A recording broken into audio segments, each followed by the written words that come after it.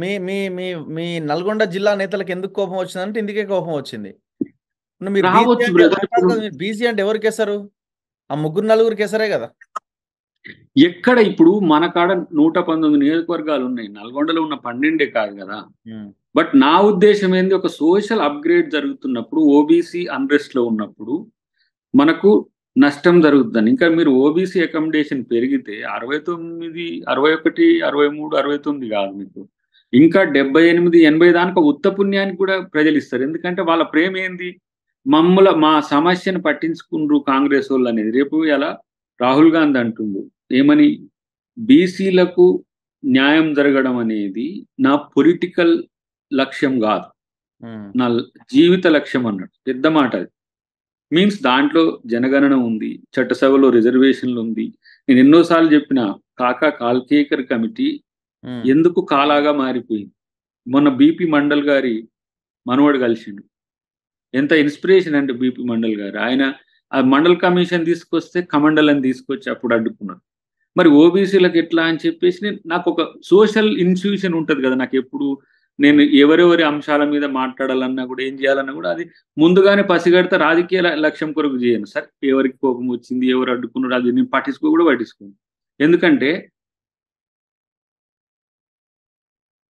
వాళ్ళ రాజకీయ లక్ష్యాలు వేరే ఉండొచ్చు, కానీ నా లైఫ్, నా జీవిత లక్ష్యాలు కూడా కొన్ని ఉన్నాయి. ఇంకా 25 years లో మనం ఏం చేసినాం అనేది చరిత్ర. దాకర్ ఇప్పటికీ ఏమి, ఇగో ఒక ఆయన అన్నాడు, ఇప్పటికీ ఎమ్మెల్యే, మంత్రి, ఎంపీ అయిపోతే నీకు చరిత్ర ఉంది అంటే, ఇగో మా ముందు 100 మంది పోయింది, ఇప్పుడు కామ్గా కూర్చుంటాడు.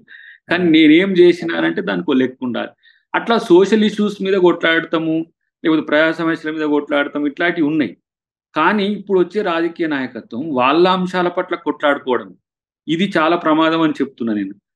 నా ఆస్తులు ఎన్ని 100 కోట్లు ఉన్నాయి, వీటిని కాపాడుకోవడానికి నేను ఎవరి దగ్గరికి పోతే ఈ జంక్చర్లో నేను సక్సెస్ అవుతా, ఎవరి దగ్గర పోతే నాకు ప్రాబ్లమ్స్ రావు.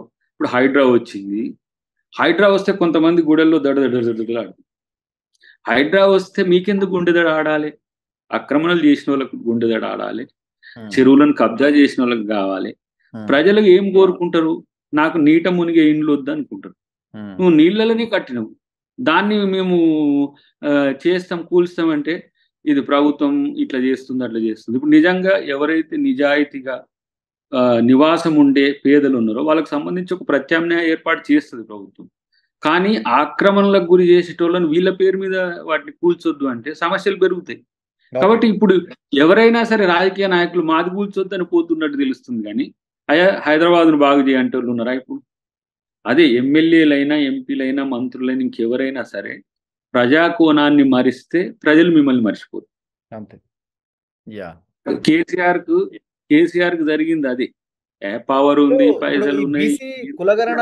ఇప్పుడు కులగణన చేసిన తర్వాతే ఎలక్షన్లు అన్నది ఒకటి చెప్తున్నారు. 3 నెలలు టైం అంటున్నారు. అది అయ్యి డిసైడ్ చేసి కేసులు ఏం లేకుండా, లీగల్ ఇష్యూస్ ఏం లేకుండా, రిజర్వేషన్లు పెంచి లోకల్ బాడీ ఎలక్షన్స్ పెట్టే అవకాశాలు ఎంతవరకు ఉన్నాయి? సరే, ఇచ్చిన స్టేట్మెంట్ని మాలాంటి వాళ్ళని కూడా ఆహ్వానిస్తున్నాం.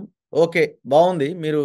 మేము బీసీలు ఇంతమందిని మేము ఎమ్మెల్యేలని, ఎంపీటీసీలని, జెడ్పీటీసీలని, జెడ్పీ చైర్పర్సన్లని, సర్పంచ్లని చేస్తామని ముఖ్యమంత్రి స్టేట్మెంట్ ఇచ్చింది, బాగుంది. కానీ అమలుకు సాధ్యాసాధ్యాలు ఏంటి, ఎక్కడో దగ్గర వేసి మళ్ళీ ఎత్తేస్తారా అన్నది ఒక అనుమానం ఉన్నది. ఇంకా అంటే రిజర్వేషన్లు అనేది కత్తి మీద సామి. ఎందుకంటే మనకు 2001 సెన్సెస్ కాలేదు. 2021 సెన్సెస్ అనేది కరోనా టైం కాబట్టి మనం సెన్స్ చేయలేదు కాబట్టి 25కి షిఫ్ట్ చేసిండ్రు. మనం రాష్ట్ర ప్రభుత్వ సెన్సెస్ అనేది యాంటీ కాన్స్టిట్యూషన్. అంటే రాష్ట్ర ప్రభుత్వం గతంలో మనోడు సకల జన సర్వే అని చేసిండు చాలా, ఎక్కడెక్కడ దుబాయ్, బొగ్గుబాయి, సూరత్, అమెరికాలో ఉన్న వాళ్ళందరూ వచ్చి రిజిస్ట్రేషన్. కానీ వాటిని ఇంటర్నల్ సోర్స్ గా వాడుకోవడానికి అవకాశం ఉంది. ఎక్స్టర్నల్ సోర్స్ గా దాన్ని బేస్డ్ గా మనం నిర్ణయాలు తీసుకోవాలంటే కాన్స్టిట్యూషనల్ అబైడింగ్ ఉండాలి. అంటే ఏంది, మనం సెంట్రల్ సెన్సెస్ ని బట్టే నిర్ణయాలు తీసుకోవాలి. ఇది టెక్నికల్ గా ఇష్యూ వచ్చేటట్టుంది. అంటే నేను వాస్తవాల్ని కొంచెం సమీక్షించే ప్రయత్నం చేస్తే 42% అనేది డిమాండ్ గా ఉన్నది. 42% ఇట్ వాట్ బేస్ మీన్స్ అంటే 2011 సెన్సెస్ తీసుకుందామా అంటే పెరిగిండ్రు. ఇప్పుడు మనకున్న సమాచారం ఏంది, 54% వరకు ఉన్నారనేది కేసీఆర్ గతంలో చేసిన సకల జన సర్వేలో. ఒక జిల్లాలో 49 ఉన్నా, ఇంకో జిల్లాలో 51 ఉన్నా, ఇంకో జిల్లాలో 56 ఉన్నా ఎనాన్ యావరేజ్ 50% అయితే ఉన్నాను. అలాంటప్పుడు 42% అనేది అఫ్ కోర్స్ న్యాయబద్ధమైంది. కానీ దాన్ని బేస్ అనేది ఇబ్బంది అయ్యేటట్టుంది. దేన్ని బేస్ చేసుకొని ఇవ్వాలన్నారు. అట్లాంటప్పుడు మేము అందుకనే మేజర్ సీట్స్ ఓబీసీస్కి ఇస్తే, ఇప్పుడు మనం మహేష్ కుమార్ గౌడ్ గారిని ఓబీసీగా ఉన్నాడు, తనను పీసీసీ ప్రెసిడెంట్గా చేసినాం. ఉన్న అవకాశాల్లో ప్రైమ్లో అటు పార్టీకి నెంబర్ 1 బీసీని చేసినాం, ఇటు ముఖ్యమంత్రిగా రెడ్డి కమ్యూనిటీ నుంచి ఉన్నారు. కొంత ఈక్విలిబ్రియం అయింది. కానీ ఇప్పుడు ఈ 33 జిల్లాల్లో మనం కనుక ఒక ఎంత 15-16 సీట్లు జెడ్పీ చైర్మన్లు, జెడ్పీటీసీలు కూడా ఎక్కువ శాతం కొంచెం ఓబీసీలకు కేటాయించుకోగలిగితే డెఫినెట్గా అదొక సామాజిక మార్పుకు కారణమవుతుంది. కాబట్టి హామీ అయితే మీరు మళ్ళీ రిపీటెడ్ గా హామీ చెప్తున్నారు. లేదు లేదు ఖచ్చితంగా చేస్తామన్న రిపీటెడ్ హామీ ఇస్తున్నారు. ఏ ధైర్యంతో ఎట్లా అన్నది రేపు పొద్దున అవ్వకపోతే ఏంటి అన్న ప్రజలు మళ్ళీ తిరగబడతారు అన్నది కూడా ఉండాలి కదా మైండ్ లో. సీట్ షేరింగ్ అనేది ఇంపార్టెంట్ రాఘు. నువ్వు ఇచ్చేది నీ చేతిలో ఉన్నప్పుడు ఇదేం కంప్యూటర్ టెక్నిక్ కాదు కదా, మ్యాజిక్ కాదు కదా. ఎక్కడ ఎన్ని సర్పంచ్లు ఎన్ని ఇస్తున్నాము, ఏ జిల్లాలు ఎన్ని ఇస్తున్నాము, ఎంపీటీసీలు ఎన్ని జిల్లాలు, ఎంపీపీలు ఎన్ని చేస్తున్నాం, జెడ్పీటీసీలు. ఇప్పుడు మీరు అంటున్నారు పార్టీ పరంగా మీరు అంటున్న ప్లాన్ బి ఏదైతే ఉందో, ఇప్పుడు మీరు ఒక దగ్గర బీసీకి ఇచ్చి అనుకుందాం, ఇంకో పార్టీ అయినా మీరు ఇచ్చిన దగ్గర బీసీకి ఎందుకు ఇస్తాడు, ఇంకో దగ్గర బీసీకి ఇస్తాడు. ఇక అది ఫైట్ లో దానివల్ల అట్లా కూడా మళ్ళీ బీసీలకు అన్యాయం జరుగుతుంది. ఇప్పుడు ఎంతో కొంత ఆర్థికంగా కొంత బలంగా ఉన్న వాళ్ళు సరే పోటీ చేసి ఉన్నది మొత్తం ఖాళీ చేసుకోవాల్సిన పరిస్థితి వస్తుంది బీసీలకి. ఇప్పుడు ఏ పార్టీ అయినా గెలిపే లక్ష్యంగా చూస్తుంది. ఫస్ట్ సెకండ్ సోషల్ జస్టిస్ ఉంటుంది. ఎందుకంటే గెలవకపోతే నువ్వు సోషల్ జస్టిస్ చేయడం కూడా ఉండదు కదా. సో నేనేమంటున్నా, గెలుపు గుర్రాలను ఎంచుకోవడం ఒక ఎత్తు, దాంట్లో ఓబీసీకి అకామిడేషన్ ఒక ఎత్తు. ఈక్వల్లీ కాంపిటెంట్ ఉండనుకోండి, ఒక దగ్గర ఓబీసీ దగ్గర ఓసీ రావచ్చు, లేదంటే ఓబీసీ దగ్గర ఎస్టీ రావచ్చు, ఎస్సీ కూడా రావచ్చు. అక్కడ వాళ్ళ ఏమంటారు సామర్థ్యాల మీద నాయకత్వం వస్తుంది. అది కొన్ని సందర్భాల్లో తేలినవి కూడా, అంటే జనరల్ సీట్లలో కూడా ఎస్సీ ఎస్టీలు బీసీలు వచ్చిన సీట్లు కూడా చూసినాం.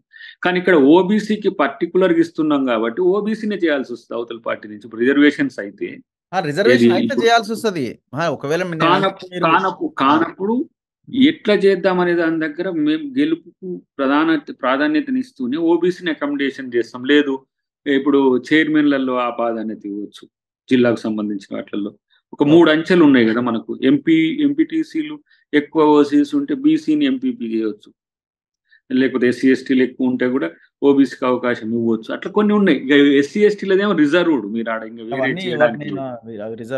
సో మనం జనరల్ వాటిలని ఆల్టర్ చేసుకోవడానికి అవకాశం ఉంది. కాబట్టి మా ఏమంటారు, మా నిక్కచ్చితనము లేకపోతే నిజాయితీ అనేది రేపు తెలుస్తుంది. ఊరికనే చెప్పడం కూడా కాదు. ఇప్పుడు ఓబీసీలకు మీరు నష్టం చేసి ఎమ్మెల్యే సీట్లు ఇవ్వలేదు, ఇట్లా ఎమ్మెల్సీలు ఇవ్వలేదు అంటే ఎమ్మెల్సీలలో ఎంపీలలో తర్వాత నామినేటెడ్ ఎంపీలలో కూడా ఓబీసీని అకామిడేట్ చేయగలిగింది.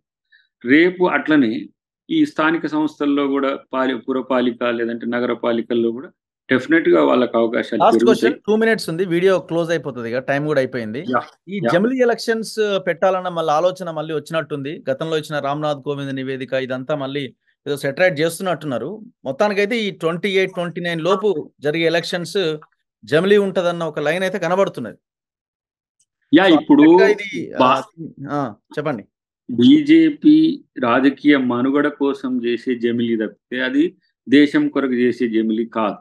ఎందుకంటే వాళ్ళు ప్రాంతీయ పార్టీలను లక్ష్యంగా చేసుకున్నారు, ప్రతిపక్షంగా కాంగ్రెస్ ని లక్ష్యం చేసుకున్నారు. ఏ ప్రాంతాల్లో ఏవైతే నాన్ బీజేపీ అలీస్ ఉంటాయో వాటిని ఎట్లా డిస్ట్రక్ట్ చేయడానికి ఈ జమిలీ ఉంటుంది తప్పితే దేశ ప్రయోజనాల కొరకు కాదు. అట్లా అనుకున్నప్పుడు జనరల్ ఎలక్షన్స్ అప్పుడే ప్లాన్ చేయాలి. వాళ్ళు 2025 తర్వాత మీరు చూడండి, ఆర్ఎస్ఎస్ మీటింగ్లో కూడా చర్చకు వస్తుంది. జమిలీ చేసి ఏకదేశం, ఏక పార్టీ, ఏకపాలన, ఏక వ్యక్తి, ఏక ట్యాక్స్, ఇవన్నీ కూడా ఏకేది లేదు పీకేది లేదు. కానీ వాళ్ళు మళ్ళీ 4వసారి అధికారంలోకి రావడానికి వేసే ఎత్తుగడ తప్పితే దీంట్లో కొత్తగా ఏమి ఉండదు.